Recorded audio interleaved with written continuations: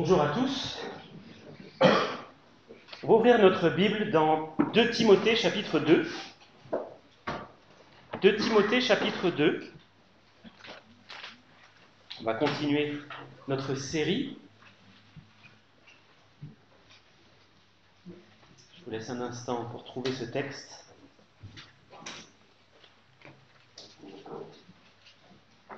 Et on va prier. Seigneur, j'ai grand besoin de toi pour transmettre ta parole ce matin. S'il te plaît, viens à mon secours. Aide-moi à parler d'une manière claire. Et Seigneur, imprime ta puissance à ces mots pour que ces paroles ne soient pas vaines, mais qu'elles soient prononcées pour ta gloire, pour que nous changions d'une manière qui t'est agréable. Et je te prie de bénir nos sœurs qui enseignent les enfants. S'il te plaît, Seigneur, donne-leur aussi cette parole prophétique qui touche les cœurs par Jésus-Christ. Amen. Amen. Donc nous allons lire dans 2 Timothée chapitre 2, les versets 14 à 26. On avait vu la première partie du chapitre au cours des 2 précédentes prédications. Nous allons voir la fin de ce chapitre aujourd'hui.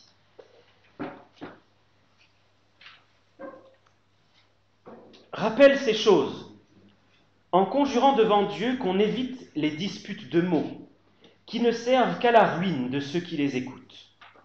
Efforce-toi de te présenter devant Dieu comme un homme éprouvé, un ouvrier qui n'a point à rougir, qui dispense droitement la parole de la vérité. Évite les discours vains et profanes, car ceux qui les tiennent avanceront toujours plus dans l'impiété, et leur parole rongera comme la gangrène. De ce nombre sont Hyménée et Philette, qui se sont détournés de la vérité, disant que la résurrection est déjà arrivée, et qui renversent la foi de quelques-uns. Néanmoins, le solide fondement posé par Dieu subsiste, avec ces paroles qui lui servent de sceau. Le Seigneur connaît ceux qui lui appartiennent, et quiconque prononce le nom du Seigneur, qu'il s'éloigne de l'iniquité. Dans une grande maison, il n'y a pas seulement des vases d'or et d'argent, mais il y en a aussi de bois et de terre. Les uns sont des vases d'honneur, les autres sont d'un usage vil. Si donc quelqu'un se conserve pur en s'abstenant de ces choses, il sera un vase d'honneur, sanctifié, utile à son maître, propre à toute bonne œuvre. Fuis les passions de la jeunesse et recherche la justice, la foi, l'amour, la paix, avec ceux qui invoquent le Seigneur d'un cœur pur. Repousse les discussions folles et inutiles, sachant qu'elles font naître des querelles. Or, il ne faut pas qu'un serviteur du Seigneur ait des querelles. Il doit au contraire être affable pour tous, propre à enseigner, doué de patience. Il doit redresser avec douceur les adversaires, dans l'espérance que Dieu leur donnera la repentance pour arriver à la connaissance de la vérité, et que, revenus à leur bon sens, ils se dégageront des pièges du diable, qui s'est emparé d'eux pour les soumettre à sa volonté. Voilà notre texte pour ce matin, et je dois vous dire qu'en lisant ce texte, j'ai eu un petit peu de difficulté à mettre en ordre mes pensées pour vous les présenter ce matin. J'espère arriver à être néanmoins cohérent et construit pour que mes propos vous parlent. Il y a un verset en particulier qui m'a interpellé, c'est le verset 19. Néanmoins, le solide fondement posé par Dieu subsiste, avec ces paroles qui lui servent de sceau. Le Seigneur connaît ceux qui lui appartiennent, et quiconque prononce le nom du Seigneur, qu'il s'éloigne de l'iniquité. C'est ce verset qu'on va un petit peu plus parler dans cette prédication. Mais avant, je voudrais mettre quelques bases pour pouvoir déjà poser le contexte et développer un petit peu ce qui est dit dans ce passage. Je rappelle que Paul a écrit cette lettre à Timothée, alors que lui, Paul, arrive à la fin de sa vie, il est en prison, probablement dans les dernières semaines, derniers mois de sa vie sur terre. Il sait qu'il arrive bientôt à la fin de son existence. Et il sait aussi que Timothée passe par une période très très difficile. Timothée est pasteur d'une église et il est profondément déprimé. Sa foi est vraiment mise à rude épreuve. Il n'arrive plus à servir le Seigneur comme il l'a fait par le passé. Et donc Paul lui écrit cette lettre, non seulement pour lui remonter le moral, pour l'encourager, mais aussi pour lui donner des instructions. Ces dernières instructions, c'est probablement la dernière lettre que Timothée va recevoir de Paul, son dernier contact avec lui. Et on comprend en lisant le passage qu'on a lu à l'instant que Timothée faisait face à des difficultés dans l'Église et que ces difficultés le minaient, ça le rongeait. C'était vraiment très très dur. Il y avait visiblement dans cette Église des personnes qui enseignaient des choses fausses. Il y en a même 2 qui sont nommées, Hyménée et Philette. Elles annonçaient des choses fausses là sur la résurrection. Elles disaient que la résurrection était déjà arrivée. Alors imaginez, si la résurrection est déjà arrivée, il n'est pas nécessaire d'attendre la résurrection des corps. Et il y avait donc une très très mauvaise compréhension, une confusion plutôt, entre ce qu'est la nouvelle naissance, une résurrection spirituelle, et la résurrection des corps. Donc si la résurrection était déjà arrivée, plus besoin d'attendre le Seigneur, finalement. Et tout cela provoquait du trouble, un grand trouble dans l'Église, puisque la foi de quelques-uns avait été renversée. Ça avait amené d'authentiques chrétiens à abandonner la vérité et le droit chemin. En tant que pasteur, Timothée était rongé par cela, ça l'atteignait au plus profond de son être. Il était témoin dans l'Église de tous ces bouleversements, et c'est épuisant. Ce combat pour la vérité était épuisant. On avait vu, je ne sais pas si vous vous souvenez, pour ceux qui étaient là, dans 1 Timothée, cet important combat pour la vérité. Tenir droit pour la vérité, pour enseigner droitement la parole. Et Timothée faisait face là à quelque chose de très difficile, pas seulement pour un pasteur, mais pour tous les chrétiens en général. Quand on voit des gens qui fréquentent l'Église pendant un certain temps et qui, finalement, se détournent pas de l'Église seulement, mais de la vérité sur laquelle repose l'Église. Ils ont suivi pendant tout un temps les enseignements de la parole et de la vérité. Et d'un seul coup, ils bifurquent, s'éloignent de la vérité, s'éloignent de l'Église. Avec eux s'en vont de vrais chrétiens engagés pour le Seigneur, mais qui suivent l'erreur et qui s'égarent, eux aussi. Et il y avait cette pensée, visiblement, dans le cœur de Timothée, et je sais que c'est une pensée qui peut nous habiter, nous aussi, lorsque nous voyons de telles choses se produire, mais en fait, cette personne, elle était chrétienne ou pas? Elle restait avec nous pendant tellement de temps, elle a chanté des cantiques avec nous, on l'a entendu prier avec nous. On l'a soutenue, on l'a aidée, aujourd'hui, c'est presque comme si rien ne s'était passé. Il y en a qui retournent dans le monde, d'autres qui prétendent encore suivre le Seigneur, mais dont la vie montre le contraire. Et on peut être habité, hanté même par cette question, mais alors, ce sont de vrais chrétiens ou pas? Il y en a qui se révèlent être des imposteurs, de faux chrétiens. Et la parole de Dieu nous met en garde qu'il y a de faux apôtres de Christ, de faux chrétiens, de faux circoncis. Donc les vrais circoncis, c'est nous qui adorons Dieu par l'Esprit de Dieu. Et c'est pour ça qu'il me semble que l'apôtre Paul a écrit ce qui dans nos Bibles sont les versets 19 à 21. Il dit, bah oui, il y en a qui renversent un petit peu tout. Il arrive que dans l'Église, il y a de vrais chrétiens qui s'égarent, il y en a de faux qui égarent les autres. On a parfois du mal à faire la distinction entre les deux, ce qui est du vrai, ce qui est du faux. Mais le solide fondement posé par Dieu subsiste. Donc dans une première partie, après avoir maintenant présenté un petit peu le contexte, dans une première partie, je vais donner une explication de ce texte, essayer du moins. Et dans un deuxième temps, je voudrais m'attarder sur une partie du verset 19 qui m'a beaucoup interpellé, quand il est écrit que quiconque prononce le nom du Seigneur, qu'il s'éloigne de l'iniquité. C'est un verset qui m'a beaucoup marqué, qui me tourne dans la tête, dans l'esprit, parce qu'il est particulièrement solennel. On va essayer de débroussailler un petit peu tout cela. Pour en revenir à ce texte, c'est versets 19 à 21 plus particulièrement. Je répète, il est particulièrement perturbant pour un enfant de Dieu de voir des gens qui, au moins extérieurement, marchent avec Christ pendant un temps et puis abandonnent la foi. C'est très déstabilisant aussi de voir des gens qui s'attachent à la vérité, qui pour certains même proclament la vérité pendant un temps, et puis après s'en éloignent, voire la renient ouvertement, par leurs paroles ou par leurs actes.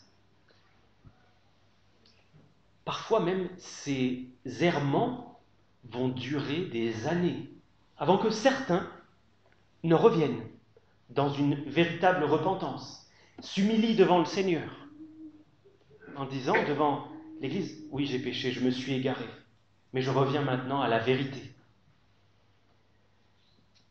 Et c'est ce qu'a vécu Timothée en tant que pasteur, c'est ce qu'il peut nous arriver de vivre. Et je suis certain que, au moins pour les plus anciens d'entre nous, les plus anciens dans la foi, j'entends, on a été les témoins de ces choses-là, de voir des gens qui vont, qui viennent, certains qui s'égarent, d'autres qui abandonnent, voir certains qui étaient des apostats, qui ont véritablement renié ce qu'ils ont dit croire pendant un temps. Et si nous nous mettons à la place de Timothée pendant un petit instant, Timothée qui était un serviteur de Dieu, zélé, engagé, qui a servi le Seigneur, il a dû se dire, mais finalement, à quoi a servi mon ministère ? À quoi ça a servi que je fasse tout ça, que je prêche la parole, que je m'attache à prêcher la vérité, à corriger les erreurs, puisque de toute manière, il y en a quand même qui vont dans l'erreur.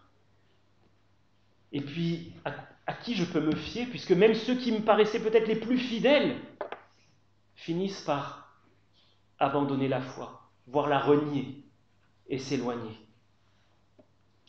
Et le verset 19 rappelle à Timothée que quand les hommes font défaut, il y a un solide fondement qui, lui, ne fera jamais défaut. Un solide fondement sur lequel la vie de véritable chrétien est posée. Un fondement que rien ne pourra jamais faire bouger, ne serait-ce que d'un dixième de micron. Même quand des hommes en font égarer d'autres, le solide fondement posé par Dieu subsiste, et il subsiste encore, il subsistait il y a 2000 ans, il subsistera encore pour l'éternité. Derrière toutes ces choses instables qui peuvent véritablement bouleverser la vie d'une Église, il y a une fondation absolument inébranlable, et c'est à elle qu'il nous faut regarder bien plus qu'aux hommes, parce que les hommes changent, et parfois pas en bien. Et si nos yeux sont fixés sur les hommes, nous risquons d'être troublés. Nos regards sont attirés, doivent être attirés par celui qui est le fondement. Regardez s'il vous plaît avec moi dans Ésaïe, chapitre 28 et verset 16.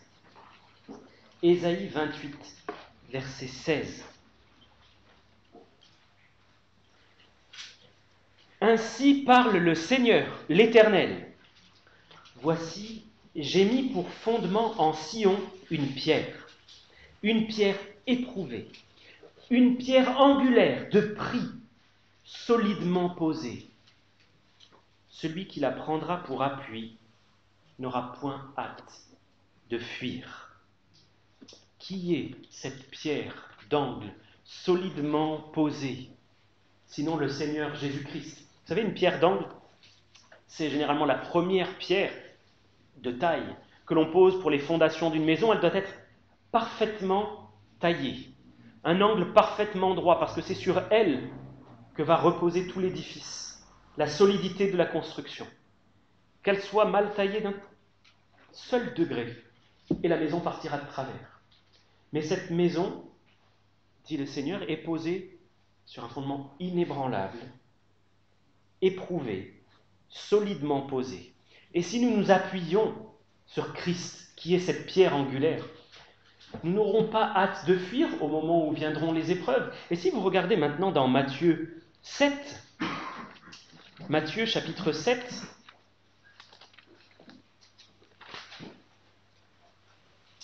à partir du verset 24, où Jésus dit « Quiconque entend ces paroles que je dis et les met en pratique sera semblable à un homme prudent qui a bâti sa maison sur le roc. La pluie est tombée, les torrents sont venus, les vents ont soufflé et se sont jetés contre cette maison.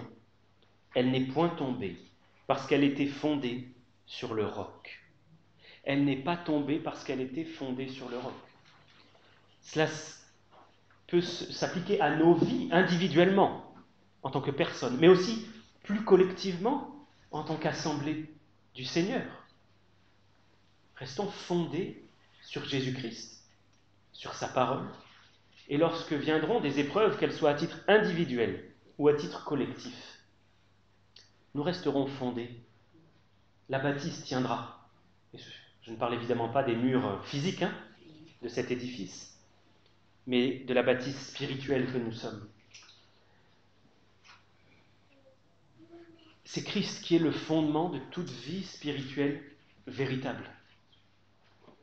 Le passage dans Matthieu continue en disant que celui qui ne bâtit pas sa maison sur l'orgue, au moment où vient la tempête, elle s'effondre. Remarquez qu'extérieurement, nous avons peut-être affaire à deux maisons identiques, qui ont peut-être été construites avec des matériaux semblables, mais pas sur le même fondement. Extérieurement, on peut s'y tromper, mais c'est au moment de l'épreuve qu'est révélé le véritable fondement, qui lui est invisible, caché à nos regards. Si nous retournons dans 2 Timothée, cela nous rappelle ce qui est dit un tout petit peu au-dessus, au verset 13 du chapitre 2. Si nous sommes infidèles, il demeure fidèle car il ne peut se renier lui-même. Quand les hommes font défaut, Dieu, lui, ne fait pas défaut. Et ce verset, nous pouvons nous l'appliquer à nous-mêmes lorsque moi, je suis infidèle. Alléluia, le Seigneur, lui, demeure fidèle. Son pardon m'est toujours assuré, sa grâce m'est toujours assurée. Et lorsque mes compagnons d'œuvre et de marche font défaut, sont infidèles, le Seigneur, lui, demeure fidèle également. Si nous voyons, comme Timothée a pu le voir, de véritables chrétiens s'égarer, cela va nous peiner. Mais n'en soyons pas abattus, troublés, détruits. Regardons au Seigneur. Que Dieu nous garde d'être troublés par ces remous, parce que ces choses arrivent. Malheureusement, elles arrivent. Et parfois, des assemblées qui pendant longtemps ont été solides peuvent être gravement secouées par de telles choses. Ce n'est pas l'Église qui est le fondement de notre vie chrétienne. C'est Christ. C'est Christ. L'apôtre Paul, lui, avait connu pas mal de chrétiens qui avaient abandonné et de personnes qui se disaient chrétiennes et qui ne l'étaient pas. Je pense à Marc, qui a marché pendant un temps avec lui, avec Barnabas, qui a servi, et qui, pour des raisons qui ne sont pas explicites, a abandonné le service pendant un temps, avant d'y revenir par la suite. Mais pendant un temps, il avait abandonné le service. Je pense aussi à Démas. Démas a servi avec l'apôtre Paul, et puis il a abandonné le service par amour du monde, pour retourner vivre dans le monde. Et puis, l'apôtre Paul a dû faire face à un nombre conséquent de faux chrétiens qu'il a dû mettre à part, parfois expulsés du rassemblement des saints, expulsés de l'Église parce qu'ils causaient du trouble. À chaque fois, c'était des épreuves pour lui. Mais il a continué à marcher, mais plus qu'à marcher, il a continué à courir. Spirituellement, il a continué à courir jusqu'au bout, pour le Seigneur et avec lui. Et quand Paul écrit que le solide fondement posé par Dieu subsiste, l'apôtre Paul nous rappelle que ce que nous voyons ici ne correspond pas forcément à la réalité spirituelle. Ce que je veux dire, c'est que nous pouvons être sur cette terre abandonnés des hommes. Nous ne sommes pas abandonnés pour autant. Une assemblée peut paraître dévastée. Elle reste pour autant debout. Et ça m'a fait penser à Apocalypse, chapitre 2, et versets 9 à 10. Apocalypse, chapitre 2, versets 9 à 10. Vous savez, c'est dans les lettres que le Seigneur envoie à ses églises, et il écrit à l'église de Smyrne: « Je connais ton affliction et ta pauvreté, bien que tu sois riche, et les calomnies de la part de ceux qui se disent juifs et ne le sont pas, mais qui sont une synagogue de Satan. Ne crains pas ce que tu vas souffrir. Voici, le diable jettera quelques-uns d'entre vous en prison, afin que vous soyez éprouvés, et vous aurez une tribulation de 10 jours. Sois fidèle jusqu'à la mort, et je te donnerai la couronne de vie. » Qu'est-ce qui est visible par les hommes ici ? Ici, ce qui est visible par les hommes, ce sont des gens qui sont dans l'épreuve, qui sont en prison. C'est une église qui, aux yeux du monde, est dans la défaite. Ils vont même mourir. Aux yeux de Dieu, que se passe-t-il ? Cette église qui est pauvre aux yeux du monde est riche aux yeux de Dieu.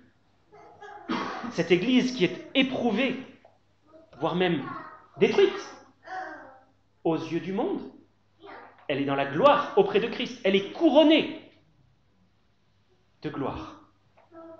Voyez comme nous avons besoin de voir les choses avec une perspective céleste et spirituelle, et non pas avec nos yeux charnels. Regardez aussi, s'il vous plaît, dans Matthieu 16, versets 15 à 18. Matthieu chapitre 16, versets 15 à 18.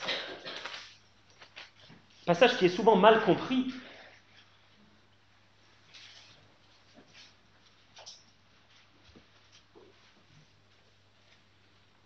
Jésus dit à ses disciples: « Et vous, leur dit-il, qui dites-vous que je suis ?» Simon-Pierre répondit: « Tu es le Christ, le Fils du Dieu vivant. » Jésus, reprenant la parole, lui dit: « Tu es heureux, Simon, fils de Jonas, car ce ne sont pas la chair et le sang qui t'ont révélé cela, mais c'est mon Père qui est dans les cieux.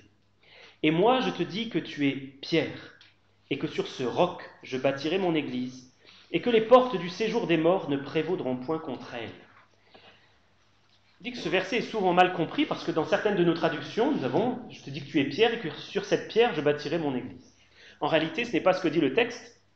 Dans la langue originale, il dit « Tu es Pétros, Pierre, et sur cette pétra, je bâtirai mon église. » Tu es Pierre, un caillou, un gravier, et sur cette pétra, ce roc, je bâtirai mon église. L'homme, même s'il s'agit de l'apôtre Pierre, n'est qu'un petit caillou, un gravier.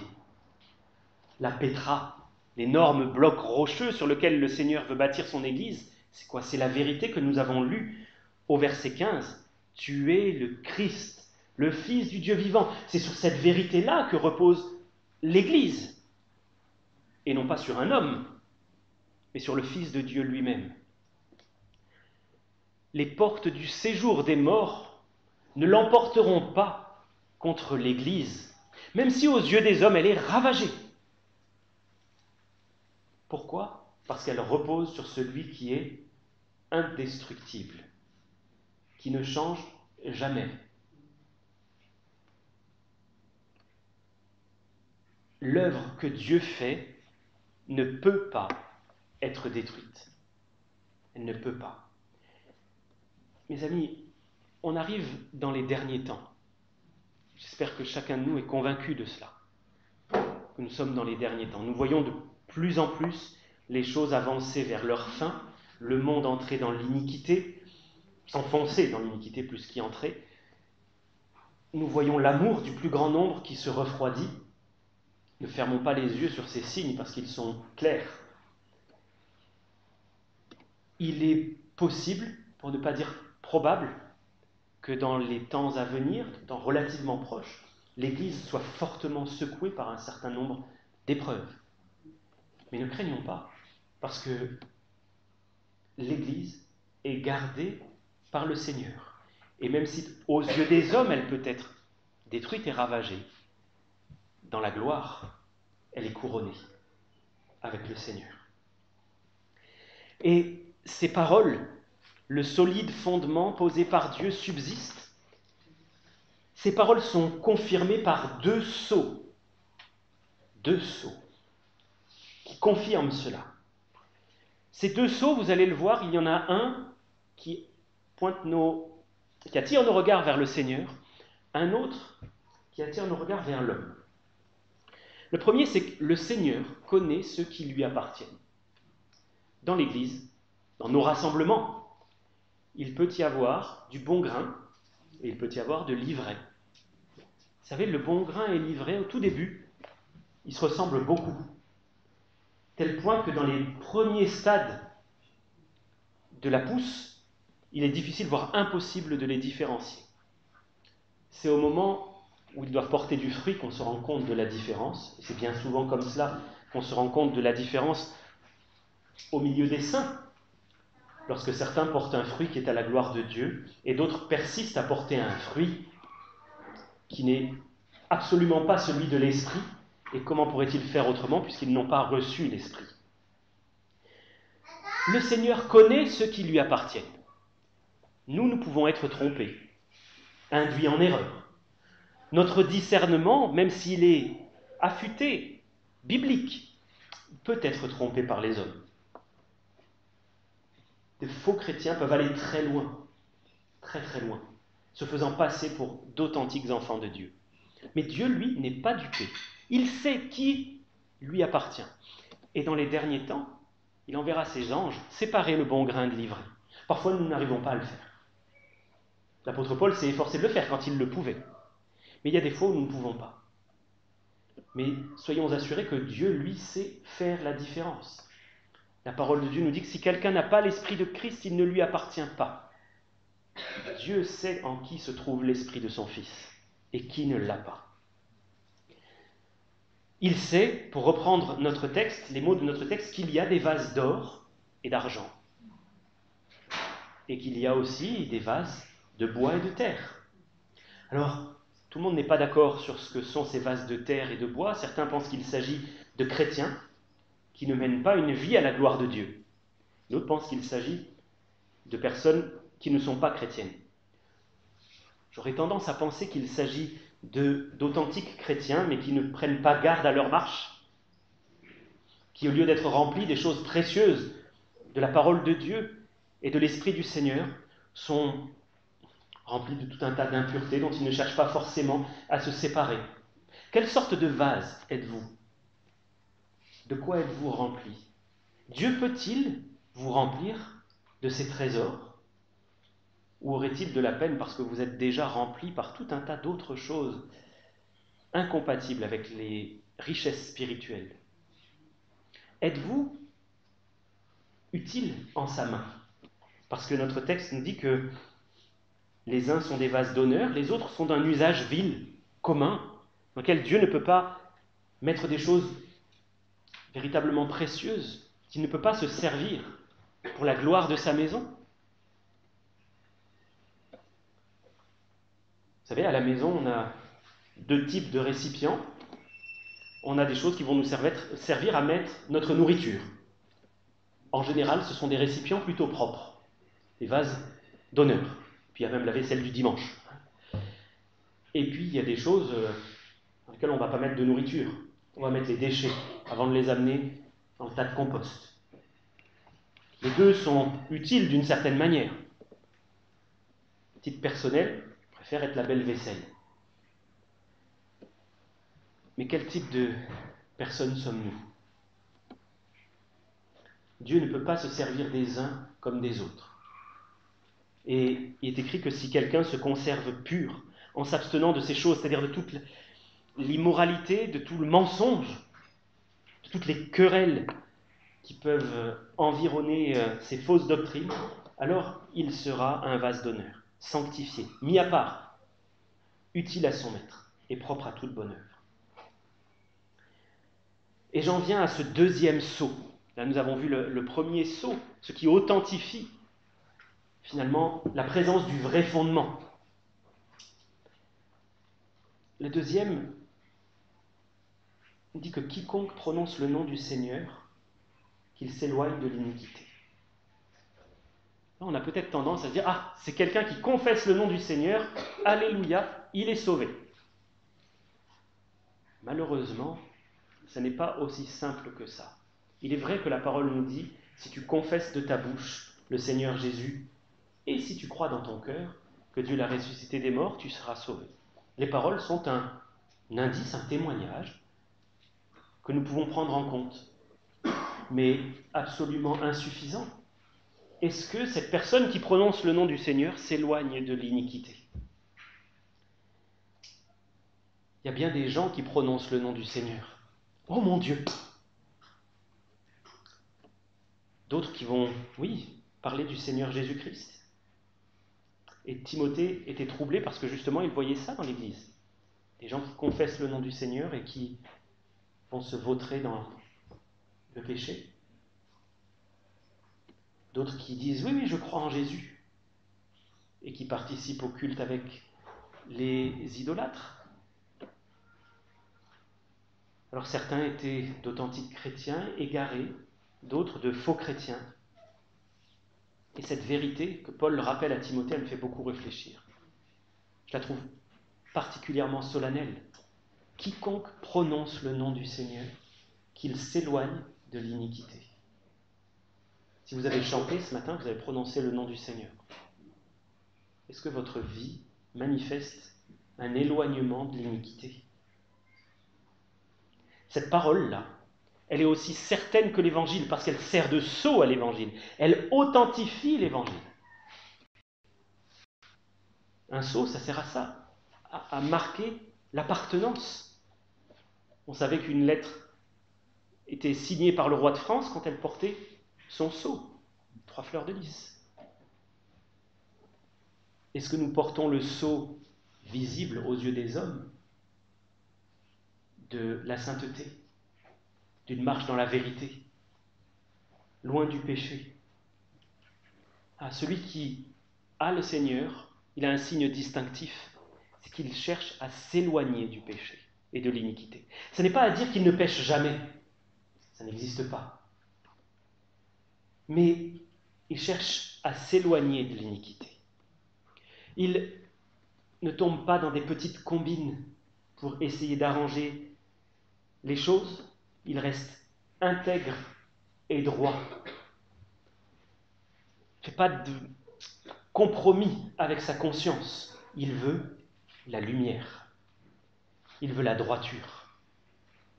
Cette parole que nous lisons, quiconque prononce le nom du Seigneur, qu'il s'éloigne de l'iniquité, ça devrait être la devise de tout chrétien. De tout chrétien. Si j'appartiens au Seigneur, eh bien je veux m'éloigner de ce que le Seigneur n'aime pas. Parce qu'il est mort sur la croix pour m'en séparer de l'iniquité. Pour que je n'ai pas à la porter. Et moi, je vivrai encore dans l'iniquité. Loin de là, dit la parole. Je ne veux pas discréditer mon Seigneur. Je ne veux pas qu'en me voyant vivre, d'autres puissent dire « Ah, c'est ça les chrétiens, c'est ça Jésus ?» Ah non, j'en veux pas. Je ne veux pas non plus décevoir le Seigneur. Je voudrais nous amener à regarder 1 Jean, chapitre 2. 1 Jean, chapitre 2. Je vais lire les 6 premiers versets.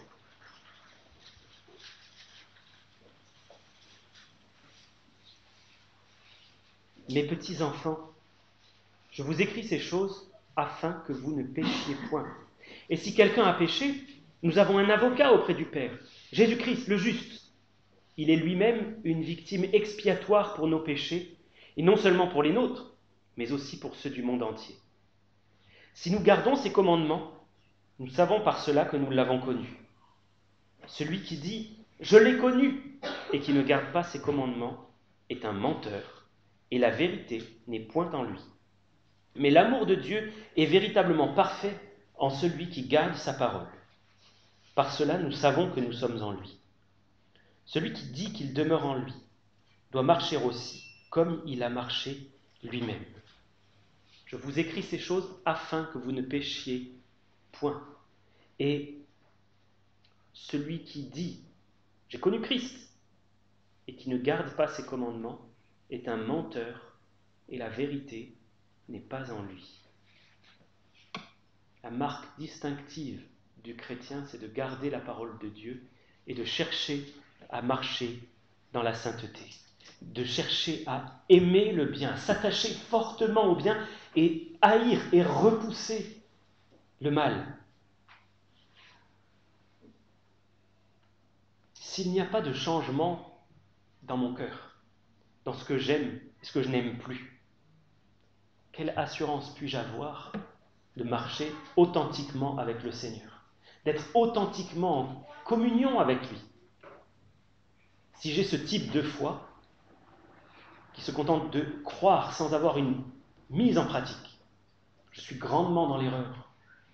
Jacques dit même qu'il s'agit là d'une foi démoniaque.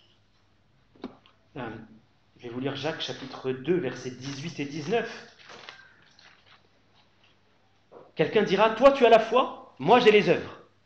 Montre-moi ta foi sans les œuvres, et moi je te montrerai la foi par mes œuvres. Tu crois qu'il y a un seul Dieu, tu fais bien. Les démons le croient aussi, et ils tremblent. Une foi qui n'aboutit pas à une mise en pratique. Et dans le contexte de notre épître, il s'agit de vivre dans la sainteté. C'est une foi qui est démoniaque, semblable à celle des démons. Les démons croient aussi en Jésus-Christ. Ils savent que Jésus-Christ existe. Ils fuient devant lui. Ils tremblent. Mais ils ne mettent pas en pratique sa parole. Notre Seigneur, vers qui nous sommes appelés à lever les yeux, est sans iniquité, sans péché. Si je marche dans le péché, vous ne le verrez peut-être pas, mais lui va le voir. C'est absolument certain. Je peux passer à vos yeux pour un homme saint et respectable, en tout cas plus saint ou plus respectable que je ne le suis en réalité. Le Seigneur, tout est nu et à découvert devant lui. Rien n'est caché devant ses yeux. Il voit l'hypocrisie, le cœur double que je peux avoir. Et la parole de Dieu nous met en garde, on ne se moque pas de Dieu. Ce qu'un homme aura semé, il le moissonnera aussi. Si quelqu'un ne sème pour sa chair, il moissonnera la corruption. Si quelqu'un sème pour l'esprit, il moissonnera la vie éternelle. Celui qui pendant toute sa vie aura présenté aux autres l'apparence du chrétien, sans être régénéré intérieurement, éprouvera devant la majesté du Seigneur une terreur indicible, se retrouver devant ce feu dévorant qui dévore les rebelles.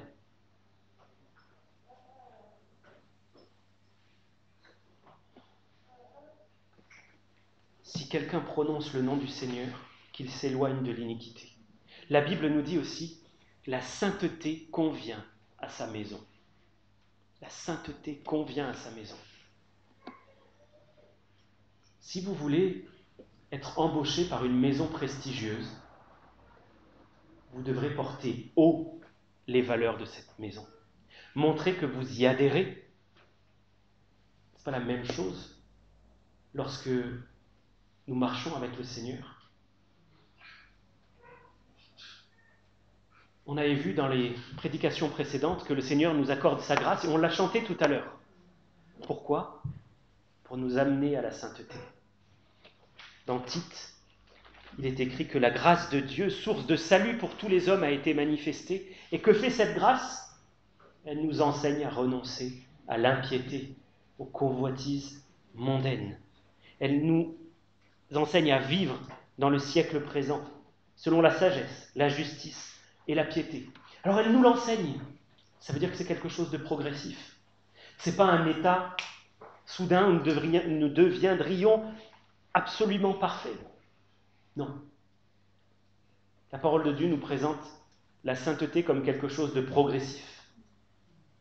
On devient saint aux yeux de Dieu quand on croit en Jésus et on devient de plus en plus saint dans la pratique au cours de notre vie chrétienne. Je voudrais terminer avec 2 Pierre, chapitre 3, versets 10 à 14. 2 Pierre, chapitre 3, versets 10 à 14.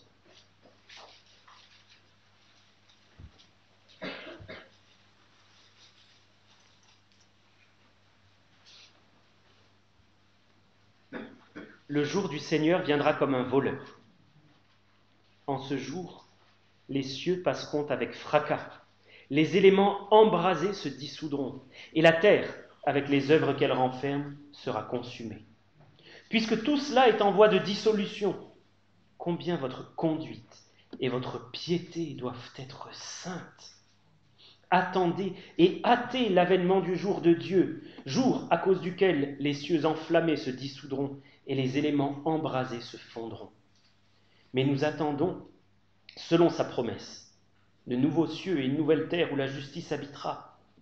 C'est pourquoi, bien-aimés, en attendant ces choses, appliquez-vous à être trouvés par lui sans tache et irréprochables dans la paix. Appliquez-vous à être trouvés par lui sans tache, irréprochables dans la paix. Marchez-vous dans le péché aujourd'hui, dans un péché que vous connaissez. Je vous supplie, au nom du Seigneur, de le lui confesser. Si vous avez besoin d'aide parce qu'il s'agit d'une addiction, d'un péché qui vous domine, dont vous n'arrivez pas à obtenir la victoire, allez demander de l'aide. Allez demander de l'aide. Venez me voir, allez voir un des anciens, un des conseillers en relation d'aide. Et ne restez pas dans cet état. Pour l'amour du Seigneur, pour sa gloire. N'ayez pas honte d'aller confesser cela à un frère ou à une sœur.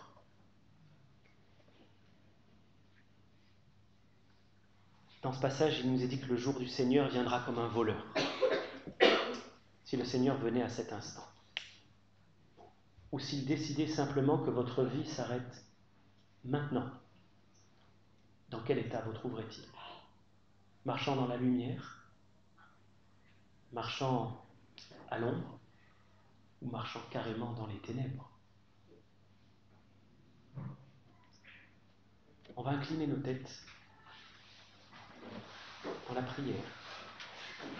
Je n'ai pas pour habitude de faire des appels à la fin des prédications, mais pendant que nous allons prier, la tête inclinée, les yeux fermés, j'inviterai ceux qui souhaitent avoir de l'aide à lever brièvement la main pour que je puisse peut-être aller les voir à la fin. Inclinons nos têtes, fermons nos yeux.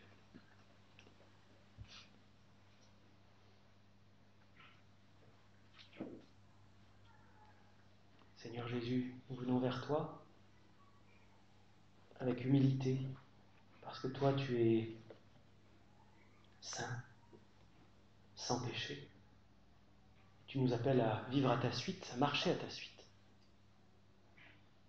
Je te présente chacune des personnes qui sont ici ce matin, Seigneur. Et je m'inclus dedans. Et je te prie de sonder nos cœurs, que tu nous révèles la vérité sur notre propre état. Et je te prie qu'aucun ne reste dehors, loin du salut, mais aussi loin de la lumière. Tu connais tes enfants, tu sais combien on peut s'égarer facilement, se laisser envelopper dans le péché. Je te prie de venir à notre aide, de vaincre nos résistances, de nous aider, de nous révéler que par la foi nous avons la victoire en toi.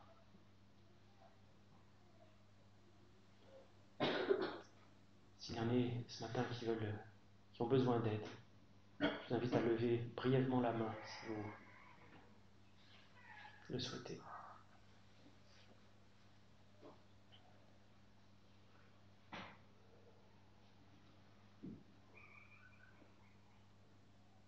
Que le nom du Seigneur soit béni. Amen.